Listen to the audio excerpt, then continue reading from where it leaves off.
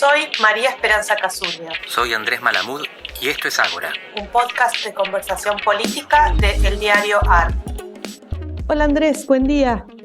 Buen día, Meg. ¿Cómo andás? Todo bien. Bueno, hoy vamos a hablar de las internas de los partidos, o mejor dicho, de las coaliciones, como dice nuestro amigo Facundo Cruz siempre, porque bueno, ya se está empezando medio desganadamente, me da la sensación, pero se está empezando a armar el año electoral. Estamos a pocos meses de las PASO, en un año que es interesante, no sé si vos coincidís conmigo, porque pocas veces recuerdo yo tanta indefinición interna.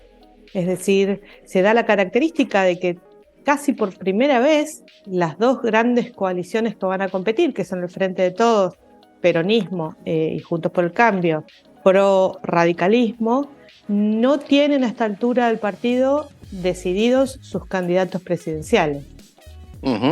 Mira, yo tengo varios defectos, pero uno de ellos es ser politólogo, así que pocas cosas me gustan más que hablar de elecciones. Y la otra es ser radical, así que nada me gusta más que hablar de internos. Me encantan los temas que elegiste. Y lo que estás diciendo es 50% esperable. En la oposición habitualmente hay varias candidaturas. Digo habitualmente porque en 2015 había una que se destacaba del resto, la de Mauricio Macri. Pero es normal que haya varios aspirantes con chance. En el gobierno no. Los oficialismos suelen tener o reelección o sucesión, habitualmente digitada, el famoso dedazo. Y esta vez no está pasando eso. No es institucionalmente una novedad. Néstor Kirchner podía haber sido reelecto, decidió no serlo, pero él decidió. En este caso, by default, el presidente tendría que ir a la reelección. Tiene la posibilidad y, sin embargo, es una de las probabilidades, es una de las chances que están sobre la mesa, pero están discutiendo y armaron justamente una mesa con 15 miembros, entiendo, ya me lo explicarás vos, con 5 representantes por facción, para ver cómo resuelven, no la campaña, no la estrategia, sino las candidaturas, me imagino. Mientras que en la oposición lo que se está dando es un proceso norteamericano, de definición norteamericano en el sentido de secuenciado. Se irá votando en una provincia detrás de la otra, en algunos casos internas, en otros casos generales, y lo que a mí me llama la atención hasta ahora es que en La Pampa podría haber una dinámica diferente de la que vimos hasta hace 2 años. Hace 2 años, Juntos por el Cambio era una amalgama. El radicalismo y el PRO iban juntos en una lista y se enfrentaban a radicales y al PRO que iban juntos en una lista de enfrente. La única excepción fue la provincia de Buenos Aires. En La Pampa no fueron facciones amalgamadas, fue un partido contra el otro, que es lo que uno entiende como alianza electoral o como coalición, lo clásico. ¿Estamos en la puerta de una alianza normal entre partidos o vamos a seguir teniendo lo que teníamos, que era una amalgama fluida entre facciones de partidos mezclados? Me parece que estos son los temas que iremos develando en las próximas elecciones. Bueno, tal vez podemos empezar por Juntos por el Cambio y terminamos por el Frente de Todos, si te parece, en la discusión. Porque se da un fenómeno que me parece muy interesante y que incluso te diría que no termino de poder, no sé si entender, pero de categorizarlo desde el punto de vista más politológico, ¿no? Porque la verdad es que en las elecciones que estamos viendo a nivel provincial, a ver, esta es mi hipótesis, a ver si vos la compartís, que conocés el fenómeno más de adentro. En los procesos que yo estoy siguiendo a nivel provincial, es decir, en las candidaturas, en lo que se busca resolver las candidaturas a gobernador y autoridades provinciales, la Unión Cívica Radical está teniendo muy buenos resultados y el PRO está teniendo bastantes dificultades para mantener el control sobre esos procesos, ¿no? O sea, no solo en La Pampa ganó la Unión Cívica Radical, un candidato que me imagino que es pariente del Berongaray histórico pampeano. El hijo. Es el hijo, tiene inclusive, sí, se parece de cara, frente a un candidato del PRO puro que había sido apoyado por la totalidad de la marquesina del PRO nacional, ¿no? O sea, La Pampa fueron figuras de importancia del PRO, creo que fue Patricia Bullrich, hicieron un video con todas las figuras, Vidal, Macri, Larreta, etcétera, etcétera. Pero este proceso, por ejemplo, en Neuquén se partió el PRO. En lo que tiene que ver con la elección a gobernador, ¿no? Esto no significa que vaya a ir partido a las nacionales, y la UCR también hizo una demostración de independencia con respecto al PRO. Y algo similar pasó en Río Negro. Entonces uno mira ese panorama y dice, wow, se está fortaleciendo la UCR, ¿no? Le podría llegar a disputar. Ahora, si vos ves el plano nacional, o sea, las candidaturas a presidente, parece mucho más relativizado eso. Sabemos que Morales hizo un anuncio de que le interesa ser candidato a presidente, pero la verdad es que la discusión nacional parece estar centrada en la disputa entre Larreta, Bullrich, Macri. Entonces, me da la sensación de Castori como una competencia en dos planos. No sé qué pensás vos. ¿Puede el radicalismo, digamos, escalar esta competitividad provincial para ser realmente competitivo a nivel de la candidatura presidencial? ¿O se va a dar una dinámica en dos planos en donde el radicalismo queda más en lo provincial y lo nacional sigue siendo hegemónico el PRO por la cantidad de votos que tiene de Cava y provincia de Buenos Aires? Mira, la respuesta conceptual es depende de la provincia de Buenos Aires. La respuesta contextual es depende de Facundo Manes, que fue el único radical que consiguió parar al radicalismo en la provincia de Buenos Aires y ganarle votos, 1.300.000, que no tenía solo como partido. Porque el PRO es un partido que tiene territorio en las dos Buenos Aires. Juntos por el Cambio gobierna 21 municipios con más de 100.000 habitantes. 11 entre capitales de provincia y municipios grandes son radicales y 10 son del PRO. De esos 10, 9 están en la provincia de Buenos Aires. El otro está en Mendoza. Y por esa municipalidad es que tienen la capacidad de hacerle linterna a Alfredo Cornejo y obligarlo a bajarse a la candidatura a gobernador. Así que fíjate, donde el PRO tiene territorio, hace lío. Pero tiene territorio en las dos Buenos Aires y en ese municipio mendocino. Sí, en la provincia de Buenos Aires el radicalismo tiene capacidad de pararse frente al PRO, no digo ganarle, digo pararse como hizo Manes contra Santilli. Entonces en todo el país el radicalismo se estructura como partido. Si Manes no mide, el radicalismo es candidato a vicepresidente. Y esto no es una cuestión de personalización. La provincia de Buenos Aires tiene el 40% de la población, 38% del padrón. Manes lo que fue es una figura que consiguió estructurar ese 40% del partido, sin el cual no hay partido nacional. Pero lo que vos estás marcando es que en el territorio, en las provincias, están esperando que alguien pegue el grito. Que un radical se levante y diga, el partido es el candidato. Porque en Río Negro vos marcabas, en Neuquén, en La Pampa, y podemos revisar una provincia detrás de la otra, lo que se ve es eso, radicales que están esperando a alguien que los lidere.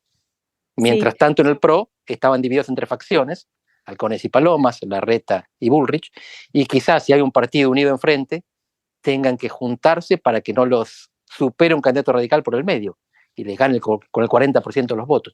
Esto que estoy diciendo es improbable. No quiero que parezca que estoy diciendo que el radicalismo tiene candidato a presidente viable hoy. Pero si en las provincias se da esta dinámica, lo que está cambiando es la manera en que resuelve su naturaleza junto por el Cambio. Ya no es una amalgama, sino una coalición. Ya no es un conjunto de facciones mezcladas, sino un conjunto de partidos aliados. Esto me parece un buen puente para ir al frente, de todos, porque también en el frente de todos hoy, o incluso, digo, una conclusión puede ser que esto se da en toda la política argentina, que es una de las cuestiones estructurales de esta elección, también aparece como dividido entre el plano de lo provincial y el plano de lo nacional, ¿no? Y lo hemos visto, esto está en la discusión de cómo se conformaba la mesa, porque bueno,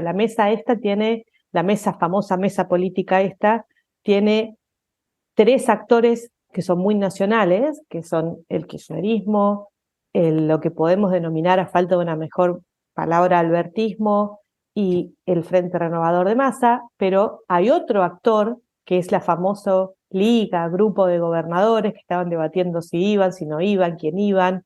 Tampoco queda claro que un gobernador o cualquiera sea pueda representar a todos los otros gobernadores, digamos, no es esa la relación. Y se da una característica relativamente similar, el hecho de que los gobernadores están disputando, debatiendo, resolviendo la política provincial con mucha autonomía, y las tres figuras que aparecen en competencia por la presidencial son tres figuras de anclaje nacional y salidos de la política nacional que no necesariamente manejan un territorio. Está bien que el kirchnerismo gobierna la provincia de Buenos Aires, ¿no? Pero cada vez parece más lejana la posibilidad de que un presidente peronista sea un Menem, un Kirchner, alguien que sale de una de las provincias relativamente más pequeñas en términos de población del interior del país. Y no solo eso, sino que hoy por hoy parecerían tener incluso ciertas dificultades para incidir en decisiones, en tomas de decisión política. Tal cual. Y el recorrido, el itinerario de Mansur lo grafica bastante bien. De ser el gobernador peronista más poderoso, a ser uno de los ministros más irrelevantes, a volver a Tucumán para ser vicegobernador. Pero la cuestión es si los gobernadores son algo diferente al albertismo o van a la cola, porque entiendo que hasta Coqui Capitanich, que es bastante kirchnerista, dijo que Alberto era el candidato by default, el que movía primero, jugaba con Blanca, si él decidía ser el candidato, tenía que serlo de todos. Pero lo más interesante para mí es lo que dijiste de que ya no son los gobernadores los que tienen la expectativa de ser presidentes. Esto es un cambio abismal en la política como la conocíamos hasta hace muy poco tiempo. Con Leif Martin Tredet, nuestro colega noruego, estamos haciendo un capítulo para un libro sobre personalización de partidos institucionalizados. El típico caso de Donald Trump, que toma el Partido Republicano y lo trampiza. Nosotros analizamos el caso del peronismo, que es un poco extraño, porque vos lo conocés mejor que yo. No es un partido típicamente institucionalizado, aunque según Steve Levitsky y otros muestran que dentro de la desorganización hay una organización, hay una estructura muy clara. Lo que nosotros vemos es que hay una personalización serial. ¿Cómo hacemos esto? Medimos la mención a dualdismo, kirchnerismo, menemismo y peronismo en la utilización en los libros a lo largo del tiempo. Y lo que vemos es que se usa menos peronismo cuando hay un pico de otra personalización, de menemismo o de kirchnerismo. Por eso hablamos de personalización serial. La institución del peronismo es la personalización, solo que antes te la daba el territorio. Y ahora los tres posibles candidatos a presidente, Alberto, Massa y Guado, no controlan territorio. ¿Dónde está el territorio? Yo lo veo atrás y vos lo mencionaste, es la provincia de Buenos Aires. Si no hubiera provincia de Buenos Aires, no habría Cristina con capacidad de liderazgo, Cristina con votos. Y ahí serían los gobernadores que tendrían otra vez la chance. Lo que estamos observando es una anomalía en que quien tiene los votos bonaerenses no es candidata, pero tiene poder de veto.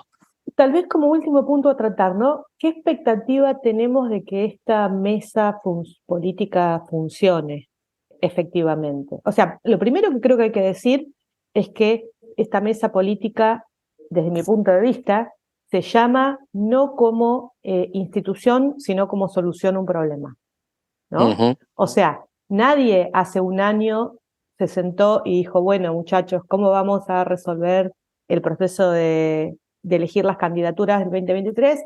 Bueno, hagamos una mesa política, ¿no? No es algo que se pensó, se diseñó, es una solución ad hoc a un problema, Cierto. que es básicamente la falta absoluta de diálogo, a dos problemas, diría. El primer problema lo mencionaste vos, que es que Alberto Fernández no es lo que debería ser, que es el candidato automático a la reelección. Entonces, ese es un problema para una fuerza que gobierna, porque históricamente el presidente era el candidato a la reelección. Listo, punto, ya está. Sí. Si vos eras rebelde, como sucedió bajo Menem, digamos, pensemos en la figura de Bordón, de José Bordón, pero te tenías que ir. No estaba entendido que no ibas a poder hacer un desafío desde adentro. El segundo problema, diría yo, es que no aparece clara la voluntad de Cristina de ser candidata. Porque probablemente en este momento, si Cristina Fernández saliera y dijera yo voy a ser candidata, bueno, cambia, ¿no? Ninguna de esas dos cosas suceden. El tercer problema es la falta de diálogo político entre Alberto Fernández y Cristina Fernández de Kirchner. Y frente a esto se arma esta mesa. Yo personalmente tiendo a ser bastante escéptica de que funcione, porque si no se hablan dos personas, ¿por qué se hablarían 15? ¿No? No sé. Completamente de acuerdo. Vos. Igual. Esto es un intento de contener esa pelea de dos, pero en última instancia son esos dos los que deciden, porque uno tiene la candidatura by default y la otra por el liderazgo. Y si chocan dos trenes, no hay durmiente que pueda poner en el medio que atenúe el impacto.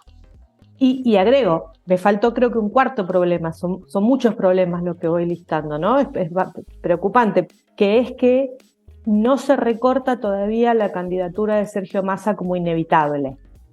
Los datos de inflación, digamos, yo creo que, esta es mi opinión personal, pero creo que Sergio Massa no lo ha hecho mal. en estos meses asumió en un momento muy crítico del gobierno y lo logró más o menos estabilizar, pero los resultados no lo imponen como figura inevitable presidencial. No está para nada sacado de la carrera, para nada, pero no se impone por el propio peso, ¿no? Así es. Le dio 6% de la inflación. Si le daba 5, era el candidato. Exacto, sí, para decirlo con sencillez, creo que compartimos en eso. Ojo, si alguno de estos dos, si tanto Cristina como Alberto dijeran, bueno, es mi candidato, Massa también lo sería, pero no sucedió eso tampoco. Aún. Así que el candidato va a surgir del INDEC y del reconocimiento que del INDEC hagan los dos grandes decisores. Bueno, vamos a tener un año muy interesante desde el punto de vista politológico. Concentrémonos en eso, digamos, para... Vamos a tener temas. Por lo menos de aquí, concentremos la mente como una especie de manera de disfrutar un año que va a ser incierto desde otro punto de vista, pero por lo menos va a ser divertido. Y que las elecciones se realicen con la mayor frecuencia posible, si en vez de contar el aumento de los precios, contamos votos, que es lo que más nos gusta. Bueno, te mando un abrazo, Andrés. Besa grande, Mec.